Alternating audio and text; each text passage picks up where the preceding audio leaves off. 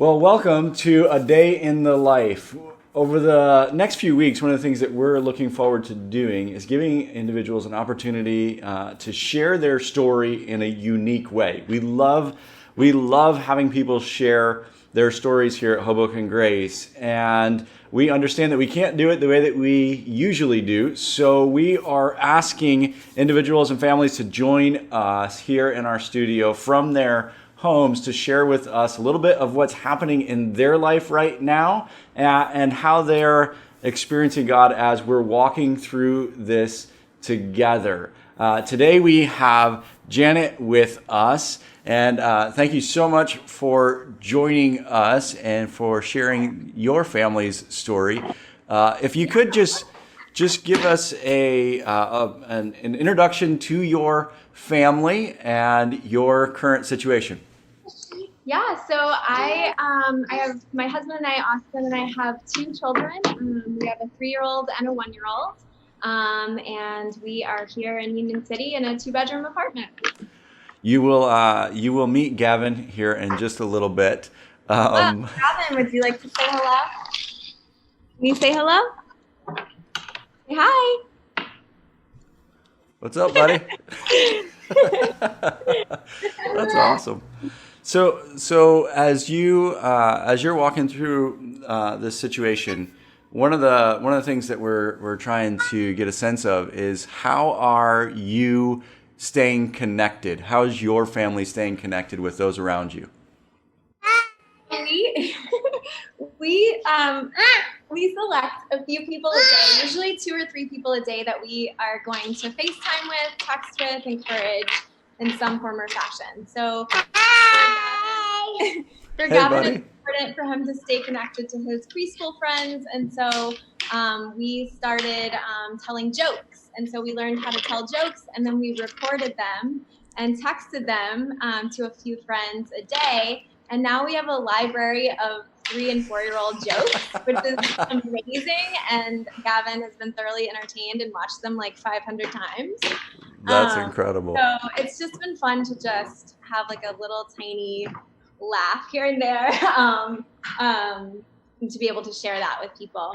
And then I think what we've been doing is we've been connecting with family and friends, especially those who are serving in some capacity, like in the medical community. So our nurse friends or physicians, people that really need some encouragement right Yeah. now. We've been sending scripture to, or a song or something like that. We put together a playlist of songs that I've personally found to be encouraging and uplifting, and shared them out as links to friends and through our dinner group, and even on social media. That's awesome. That's awesome. As you as you know as a parent in this situation, obviously it's requiring all of us to get a little bit creative Yeah. with what it is that we're doing and what our day looks like. Obviously, you've shared a lot of how you're creatively connecting, which is awesome. I would love to get my hands on those jokes. I think my especially my son Kale would probably, like you said, listen to it all day long. I don't think he would Yeah. stop. You could probably start a podcast with those. Um, but what are other ways inside of other things that you've done inside of your home to be able to just be creative? To be Dirty creative. at the bottom. Oh no, the sticker is dirty. We'll have to get a new one. So what we've done, yeah, we try to switch it up each day. So at first, just to kind of like ground us in the day and to set it off We have a joyfully. lot of stickers in here. We do have more stickers. One here and a lot of stickers in here. Gavin, do you love stickers? God, he really loves stickers. He's off So to get more. We start the day by having our phones aside and looking at the sunrise. And so we like to marvel at the sunrise. And so I pick up my boys and I put them on the kitchen windowsill and carefully hold them so they don't fall. And they stand up there and think that's really fun to stand on the window ledge. And we watch the sunrise, and we call it God's artwork. And That's we awesome. talk about like, what colors do you see, and what did God paint today? And then what else do you see? Like the birds. And I think this is like an opportunity to kind of slow down and not be like in your morning commute where you're checking your phone and you're checking your email and you're like, trying to get your news. Like there's a time and place for that. I think first is just seeking out some calm and peace, to just kind of set your day up right. So we look at the birds and we talk about how many birds do we see, and where do you think they're going to get their food, and who provides for them, and who created them. And if God cares so much for them, how much more does he care for us? And so part of the scripture that we've been kind of meditating on is in Matthew 6:25-34, where it's really about not worrying, and do the birds sow and store up in storehouses. No, so like if your heavenly Father cares so much for them and feeds them, then like how much more valuable are you, and how much more will he take care of you? And like just reminding ourselves of that. And so I've tried to limit my social media time. Even last week, it's like a moth to a flame, and you just start to get drawn in. And I was looking at my screen time, and I was like on my phone after the kids were in bed, but like on my phone for like 4 or 5 hours a day. And it was like draining. It was really draining. And so what we've tried to do to replace that is set screen time limits for social use. So it's like after 15 minutes, it like times out, replacing that time instead with reading the Bible. And so I read a children's Bible to our kids, but I also read my Bible to our kids. And we're reading the book of Psalms right now. And I found a lot of encouragement there. Psalms 46 and 91, talking about how angels will guard you and keep you safe, and making God your refuge and your strength. So we start our day there. We read our Bible at the breakfast table after we watched the sunrise together. We have quiet activity time. And what we did to just kind of control the chaos is not have all of the toys accessible all the time. So one of our jobs that we did as a family with the kids was to sort and organize the toy bins. That was one of the first things we did, just to be able to control that bit. So we have specific toys that are out, and they're organized in bins behind me. And the rest of their toys are in our bedroom, locked away, where they can't access them. And what we're planning to do is rotate them out so it feels like new and fresh. That's good. We live in an apartment. We have neighbors. We're very mindful of the noise that we're making while staying home. We're trying to be anyway. And so we've been texting with them like, are we making too much noise? Like, please let us know, and trying to be considerate there. Yes. Okay, so he's going to organize the toys that he has right now. Nice. So that's become part of his vision. So we start with puzzles and coloring. Okay, thank you. Thank you. We start with puzzles and coloring. Oh, thank you. We can put it right over here for just a minute, okay? And then we do building things, like we build cities with blocks, and we build zoos, and we make puppet shows, and we tell stories with the puppets. What are some other things we've done, Gavin? Hey, Pastor Chris. Yes? On 2021, we're going to go to Prince's house. Oh, yeah, we make future plans. So in 2021, we want to visit our friends in Arizona. I don't know, Gavin, if you're like my boys, but one of the problems that I have with making future plans is that they ask me about them every day until they get here. Yes, he does ask me 2021 yet. So we blew up our beach float, and this one's totally Austin's idea. He's way more creative than me, but He blew up our beach float, and we got on it and rode waves and pretended like we were at the beach. And then Gavin and I played Go Fish on it, and I allowed him to have Ritz crackers and applesauce pouches on it. It made a huge mess because it was Silly Sunday. Pastor Chris, Yes. Daddy's really good at this. Daddy's really good. Oh, really? Yeah, we build and try to create and invent new things. We use pipe cleaners to make flowers. I really love fresh flowers, and so sorry, buddy. So we made pipe cleaner flowers. We drew our hands like inside of one another, like our handprints. So like Austin's and mine, Gavin's and Raleigh's, our children, and they were inside of each other. And so Austin's is the biggest, and then it's mine inside, and then it's Gavin's, and then it's Raleigh. And it helped us to kind of visualize that like God has the whole world in his hands, like in the palm of his hands, and that we're held, and that like he's in control. We talk through that like, okay, like it's easy right now to look at, and there's like this awesome quote that I read the other day that was like, if you look to the world, you'll be distressed. If you look within, you'll be depressed. But if you look to him, you'll be at rest. And I find that so true, because you can easily look, Gavin, you can easily look to the world and what's happening and feel helpless and feel a loss of control. Yeah. But what you can do is when you feel that, like for us, what we do is we stop and we meditate on Psalm 46:10, which is be still and know that I am God. Yeah.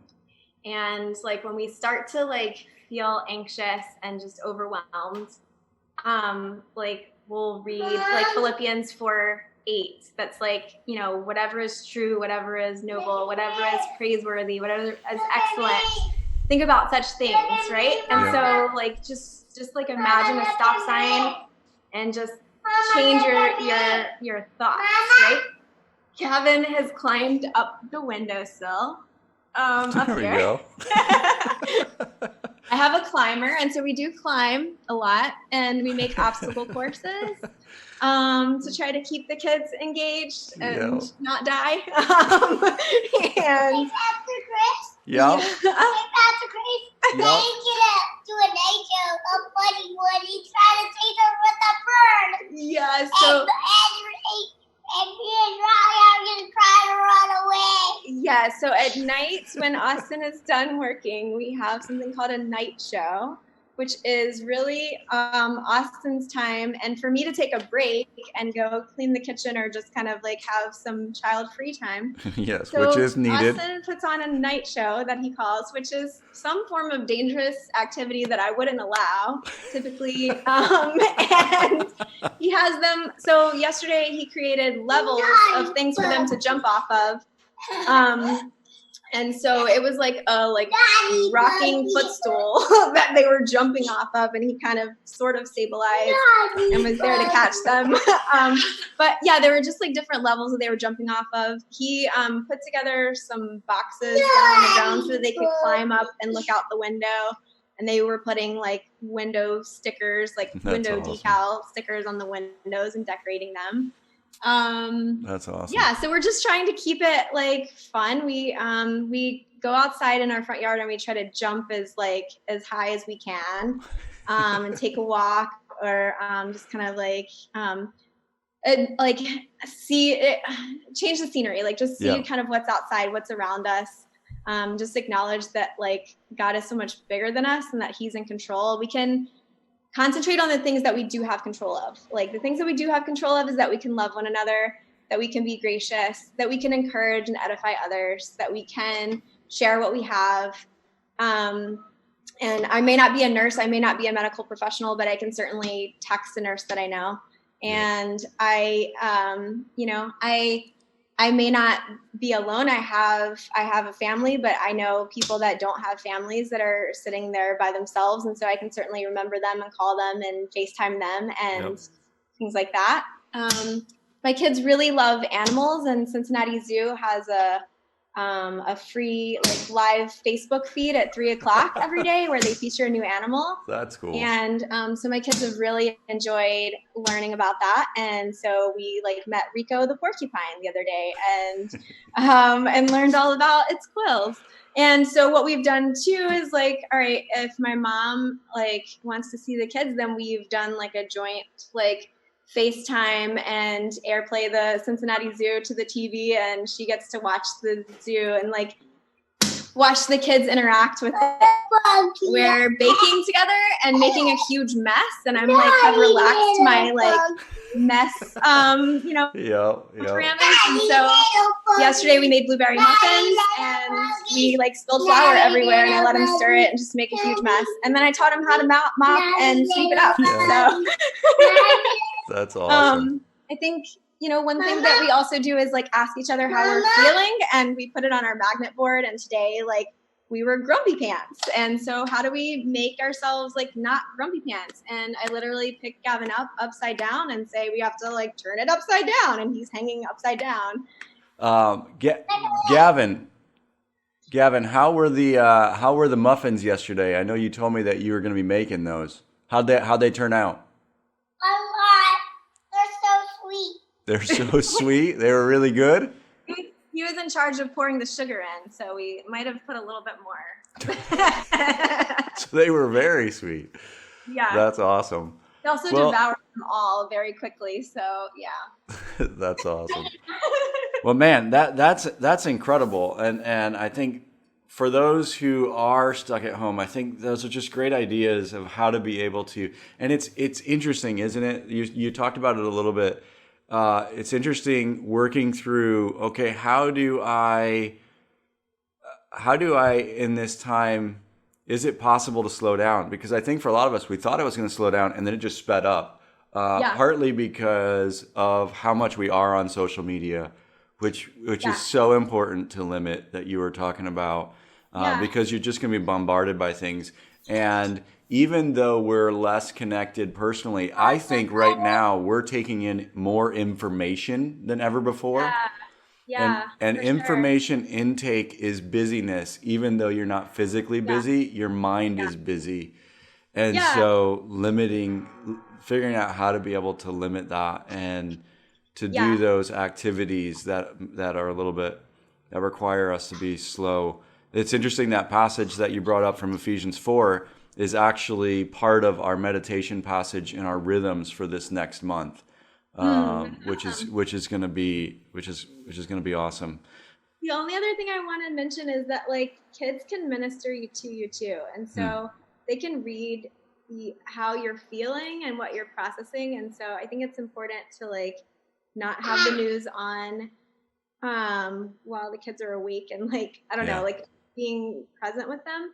But like one day I woke up and I guess I was like a little bit more quiet and wasn't as upbeat, and Gavin goes, "Mom," he goes, "you don't have to worry. Why are you worried?" And I was like, he's 3. And I was like, I'm not worried. Oh, like, what's going on? And he goes, God can solve any problem. Wow. And I explaining to him like what this virus is in 3-year-old terms, and he stopped me and he said, Jesus can heal all the little boys and all the little girls, even grown-ups, so you don't have to worry. And I think incredible. That was just really powerful to me, that like God speaks through anybody. Yep. And he can even speak through your child. That's awesome. That's awesome. Before we go, Gavin, could you tell us a joke?